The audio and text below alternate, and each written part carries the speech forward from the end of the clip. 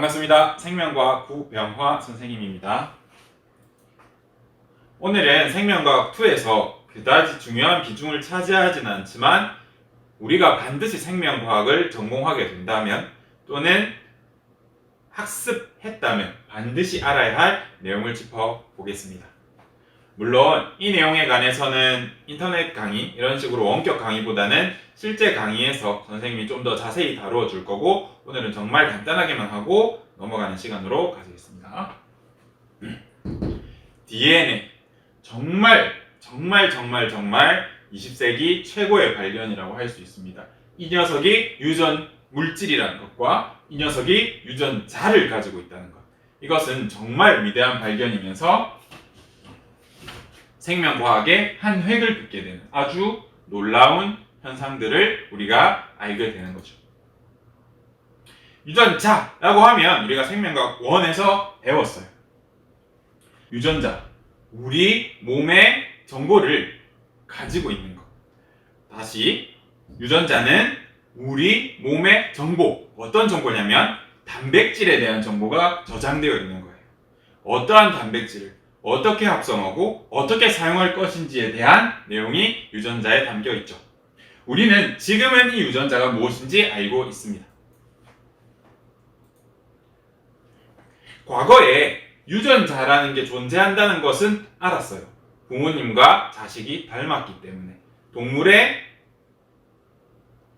부모 세대와 자식 세대가 닮았기 때문에, 또 식물이 흰색 꽃, 붉은색 꽃을 섞었을 때 분홍색이 나오는 것처럼 이런 다양한 현상들을 보면서 뭔가 전달되는 것이 있다.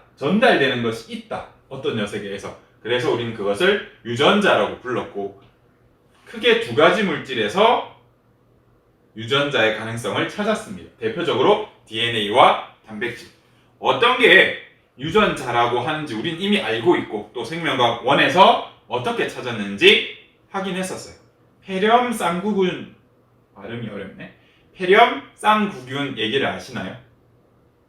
그 실험을 통해서 우리는 알 수 있었습니다. 생명과학 1에서. 그래서 우리는 DNA가 유전자라는 것을 발견했고, 유전 물질이라는 것을 알게 됩니다. 그렇다면 유전자 물질이다? 우리가 단순히 어떤 기운이 전해지는 것이 아니라 이것이 물질이라면 조작을 할 수 있을 것이다 라는 생각까지 가게 되죠. 그래서 내 몸에 대한 정보를 조작할 수 있지 않을까 라는 생각을 하게 됩니다. 그리고 실제로 성공하게 되죠. 생명과학의 역사에서 이 훅이라는 사람을 빼놓을 수 없죠. 훅은 크게 두 명이 있었는데 전혀 관계없는 훅입니다. 두 명의 훅이 있는데, 영국 왕립 학회라는 굉장히 권위 있는 학회가 있었죠. 연구 집단입니다. 그때 근대 과학에서는 여기서 인정한 논문, 여기서 인정한 연구만을 과학적 사실로 인정하는 시대였어요. 이때 인정받은 과학자가 바로 뉴턴도 있었고, 나중에 뉴턴은 많은 발견을 하면서 여기에 회장을 맡기도 합니다. 이 로버트 훅은 뉴턴과도 많이 싸웠는데요. 생명과학자가 물리학자란 왜? 사실 이 시대의 과학은 물리, 화학, 생명, 지구과학 이런 걸로 나뉘어 있지 않았어요. 단지 하나의 커다란 과학에서 있었죠. 이 로버트 훅도 역시 뉴턴처럼 빛이나 굴절, 수학에 관해서 굉장히 뛰어난 능력을 가지고 있었고, 훅의 정리라고 하는 물리학에서 없어서는 안 될 엄청난 것도 발견했죠. 하지만 여기서는 훅에 대한 이런 얘기를 다룰 것이 아니라, 훅이 이 굴절과 빛의 굴절과 수학을 이용해서 개발한 어떤 것이 있어요. 바로 현미경이라는 것을 개발했고, 그는 이것을 발견했죠. 코르크라는 식물의 마른 뚜껑, 코르크 마개를 관찰했고, 어떠한 칸으로 나뉘어 있는 것을 발견했습니다. 그리고 이 사람은 이것을 셀이라고 명명하면서 이 사람이 발견한 최초의 것이 세포, 셀이다 라는 것을 명명하게 된 대단한 사람이 됩니다. 그렇다면 두 명의 훅 중에 L훅, 레이우 N훅이라는 엘훅이 있었습니다. 이분은 이분이랑 별 상관은 없어요. 훨씬 뒤의 사람이기도 하고. 대신 이 사람은 로버트 훅이 개발한 현미경과는 다르지만 자신만의 현미경을 개발해서 무엇을 많이 관찰하냐면 미생물을 아주 많이 관찰해서 스케치를 뜹니다. 그리고 영국 왕립학회랑 전 세계 권위 있는 과학학회에 보내게 되죠. 그런데 아무도 안 믿어. 왜? 미생물은 미생물의 정의가 뭐냐면 우리 눈에 보이지 않을 정도로 작은 생물이거든요. 눈에 안 보이는 것을 그려서 냈으니 알 턱이 없죠. 하지만 후에 이 엘훅 그리고 현미경을 먼저 발명했던 알훅이 그렸던 그림이 일치하는 부분을 보이기 시작합니다. 전혀 다른 시대의 사람이었고 이때는 컴퓨터로 책을 복사할 수 있는 시절이 아니기 때문에 이 사람과 같은 글이나 책을 공유했다? 쉽지 않은 일이었죠. 또 왕립학회에 저장되어 있는 문서를 가져와서 봐서 그걸 베꼈다? 말도 안 되죠. 그래서 이 사람은 실존하는 게 아닌가라는 의문을 품게 되고 실제로 엘훅이 가져온 현미경을 통해서 우리 눈에 보이지 않는 세계가 있겠구나 라는 생각까지 하게 되죠. 이렇게 세포나 미생물에 대해서 미시적인 세계에 대해서 눈을 뜨기 시작합니다.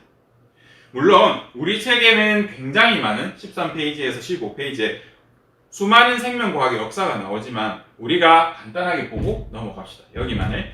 사실 멘델의 유전법칙 발견한 그 일, 그 다음 우리 코흐의 공리, 최근 유행하는 질병에 대한 코흐라는 사람이 연구한 질병, 또 페니실린을 발견한 그런 역사적 사실.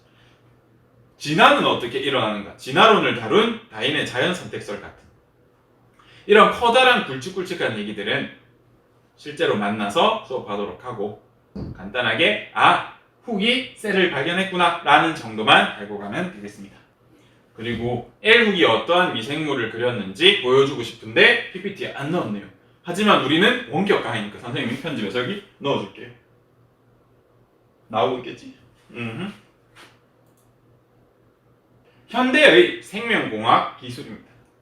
아까 DNA를 발견하고 DNA를 조작할 수 있겠다라는 생각이 결국 어떤 지경에까지 이르게 되냐면 선생님이 많이 강조했었죠. 먼저 DNA가 유전 물질인 건 알겠는데 어떻게 생겼지? 우리는 구조와 기능을 연결짓는 그런 생각을 할 수 있습니다. 구조만 알아도 어떤 녀석인지 특징을 알 수 있다는 얘기죠. X선 회절 기술을 이용한 DNA 구조를 증명합니다. 누가? 왓슨 앤 크릭. 우리가 아는 아까 수업 시작 직후에 보여줬던 그 DNA 그림은 결국 왓슨과 크릭이 발명한 DNA 모형이에요. 그래서 우리는 그러한 모형을 보고 왓슨 앤 크릭 모형이라고 표현하기도 합니다.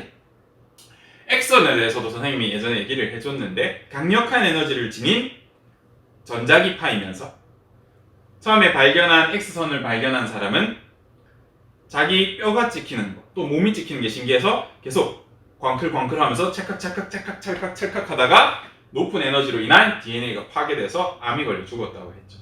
제대로 연구하지 않았기 때문에. 어쨌든 그러한 X선 회절 기술을 이용해서 DNA 구조를 판명하게 되고 이제는 인공 DNA를 합성하고 합성을 할 수 있다?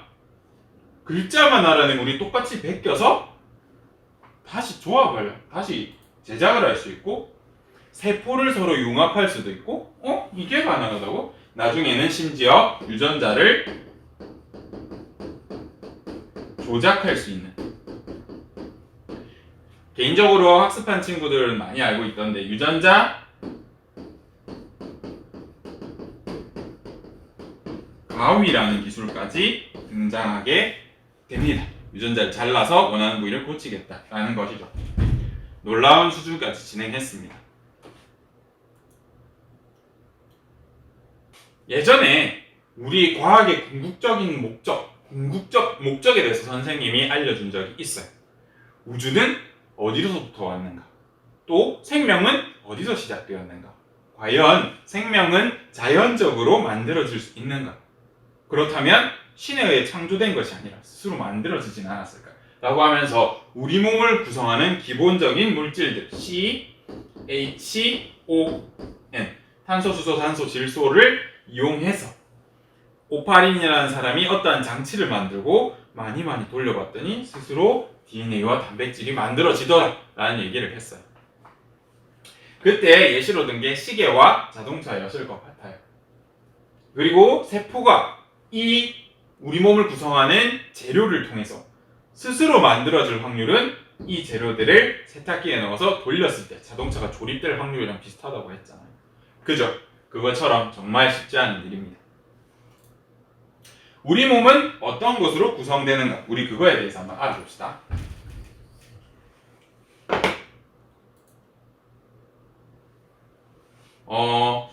좀 전에 이 그림이 등장하면서 우리가 생명과학의 역사라는 부분은 끝났어요. 학교에 와서 좀 더 자세히 하고 이제 우리는 세포의 구조, 세포의 기능에 대해서 잠깐 다루어 볼 건데 먼저 우리 몸의 구성 단계를 한번 확인해 봅시다. 우리 몸은 다양한 것들로 되어 있습니다. 동물은 어떤 구성 단계, 식물은 어떤 구성 단계, 이런 것들로 우리들은 되어 있죠.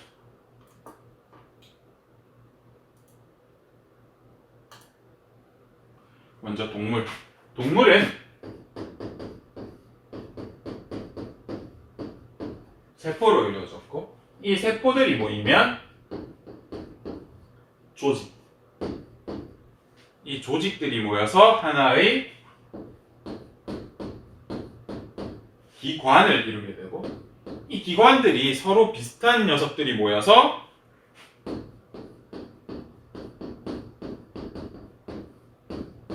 기관계가 되고 그 다음 이 기관계들이 모여서 하나의 개체가 됩니다. 또 식물의 경우 식물도 똑같아요. 세포가 있고 조직이 있습니다. 그리고 하나 다른 점은 조직계라는 것이 존재하고 기관, 개체가 존재하게 됩니다. 우리 교과서에 보면 예시들이 많이 나와 있습니다. 그것을 통해서 알면 되겠고요.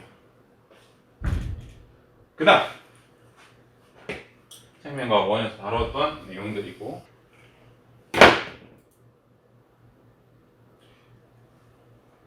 구성 단계에 대해서 봤다면 이번엔 구성 물질들 중에 탄, 단, 지, 핵산이라는 우리 몸, 세포를 구성하고 있는 것들에 대해서 조금 자세히 들여다보겠습니다. 단백질을 이루는 가장 기본 단위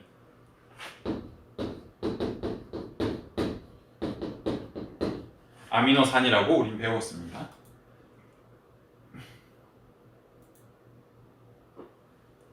왜 아미노산이 아미노산인가? 한번 얘기를 했었는데 기억이 날지 의문이네요. 아미노산에는 아미노라고 하는 부분 그리고 카르복시산이라고 하는 부분 두 가지로 되어 있는 경우에 아미노를 가진 카르복실산이다를 줄여서 아미노산이라는 이름을 붙입니다. 단백질의 종류가 너무 많거든요. 우리 몸의 필수 아미노산 20개 또 필수적으로 섭취해줘야만 되는 아미노산만 20개지 다양한 아미노산들이 있단 말이죠. 아미노를 가진 산이다 라고 해서 아미노산이라고 합니다. 이 가운데 또는 이쪽에 뭐가 달렸냐에 따라서 다양한 종류가 있죠.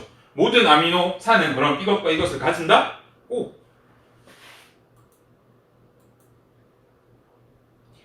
이 아미노산은 서로 연결 단백질을 이루는 가장 기본 단위가 아미노산인데 아미노산을 연결하면 단백질이 되는 거예요. 어떻게 연결하냐?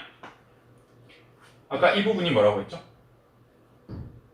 산, 카르복실기라고 하는 다른 이름으로 카르복실산이라고 하는 산인 부분과 아미노라고 하는 이 산과 아미노 부분이 서로 만나면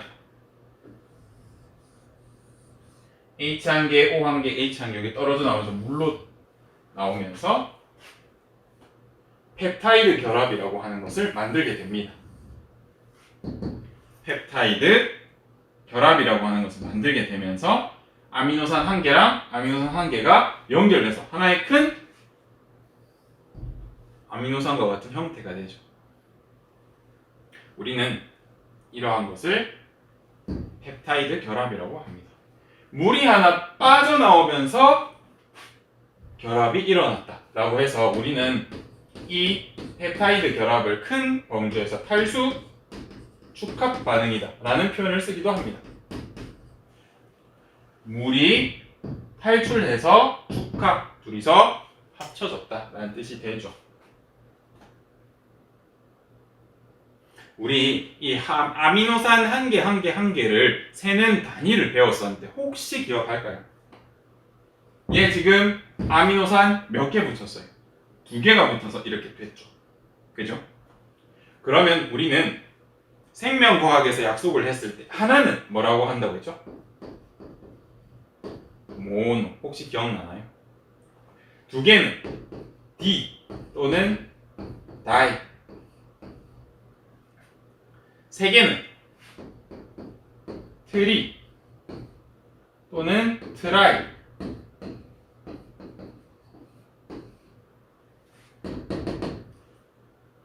아미노산 하나를 세는 이름은 아미노산은 개수를 셀 때 어떻게 세냐면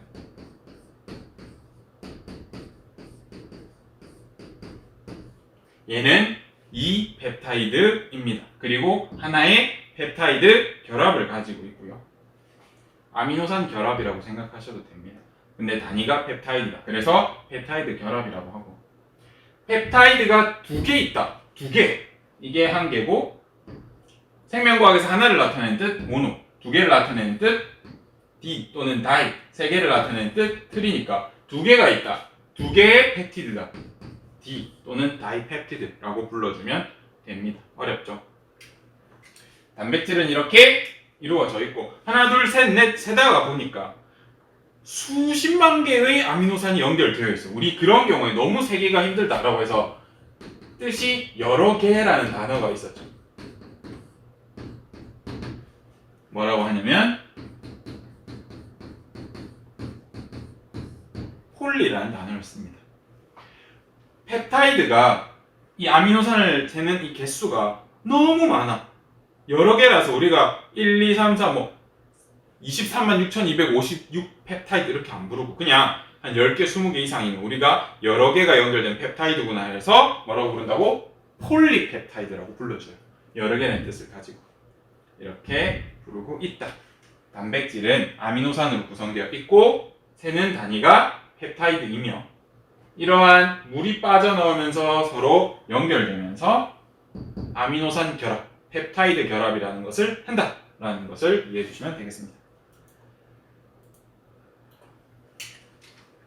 지우고 이러한 폴리펩타이드로 이루어져 있는 단백질을 이렇게 꼬을 수도 있고 이렇게 접을 수도 있고 이렇게 접을 수도 있어요. 다양하게 접는 방식에 따라서 새로운 구조를 가진 새로운 기능을 가진 단백질이 되게 됩니다. 유전자라는 건 단백질의 정보를 가지고 있는 것이라고 했죠. 결국 우리는 이런 단백질에 대한 것이 너무너무 중요합니다.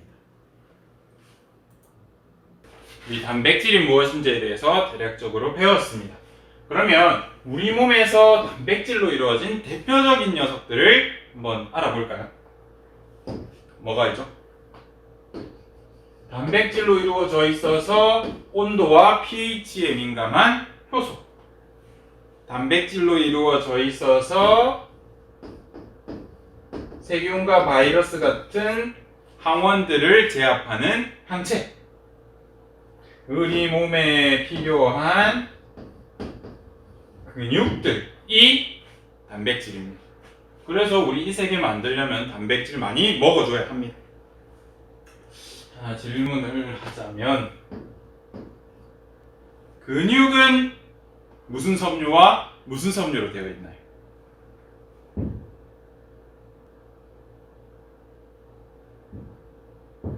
마이오신, 필라멘트 또는 섬유. 섬유가 영어로 필라멘트라고 했죠. 또 필라멘트, 액틴 섬유로 되어 있죠. 항체를 만드는 대표적인 림프구. B림프구.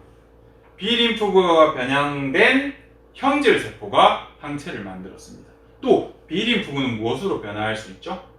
기억세포. B림프구 말고 또 무슨 림프구가 있지? T림프구.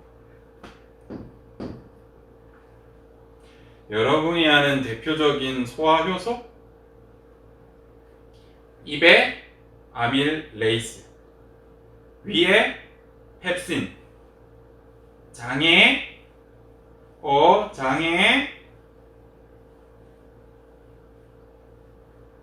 세 가지 대표적인 거 알려줬었습니다. 그거 한번 찾아보십시오. 과제에다 넣어야지.